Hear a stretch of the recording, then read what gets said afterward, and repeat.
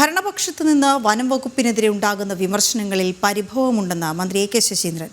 വനംവകുപ്പിനെ വിമർശിച്ചാൽ അത് സർക്കാരിനെയും ബാധിക്കും.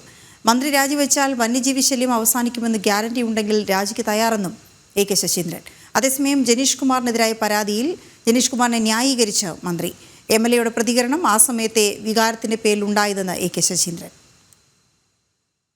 അല്ല, അവിടെ ഒരു ബഹുജന പ്രക്ഷോഭം ഉണ്ടായപ്പോൾ ആ ബഹുജന പ്രക്ഷോഭത്തിൻ്റെ സ്പിരിറ്റിനോടൊപ്പം നിൽക്കാൻ ജനപ്രതിനിധി ബാധ്യസ്ഥനായതുകൊണ്ടാണ് അദ്ദേഹം നിന്നതെന്നാണ് ഞാൻ മനസ്സിലാക്കിയിട്ടുള്ളത്.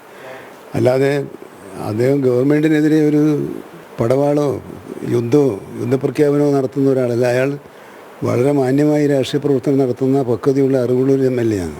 ഉദ്യോഗസ്ഥന്മാർക്ക് അവർക്ക് ചെയ്യാനുള്ള സ്വാതന്ത്ര്യം കൊടുക്കണം, നിഷ്പക്ഷമായി പ്രവർത്തിക്കാനുള്ള അനുവാദം ഉണ്ടാകണം. എന്നാൽ അങ്ങനെ ഒരു പാളിച്ച വരുമ്പം ആ പാളിച്ചയെക്കുറിച്ചും നമ്മൾ സൂക്ഷിക്കണം.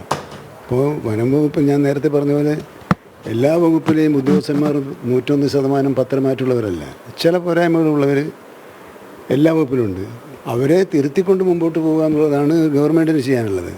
അതിൻ്റെ അടിസ്ഥാനത്തിൽ ഏതെങ്കിലും ഒരു വകുപ്പ് 100% അങ്ങനെയാണെന്ന് പറയുന്നതിനോട് എനിക്ക് യോജിപ്പില്ല എന്ന് മാത്രമേ ഉള്ളൂ.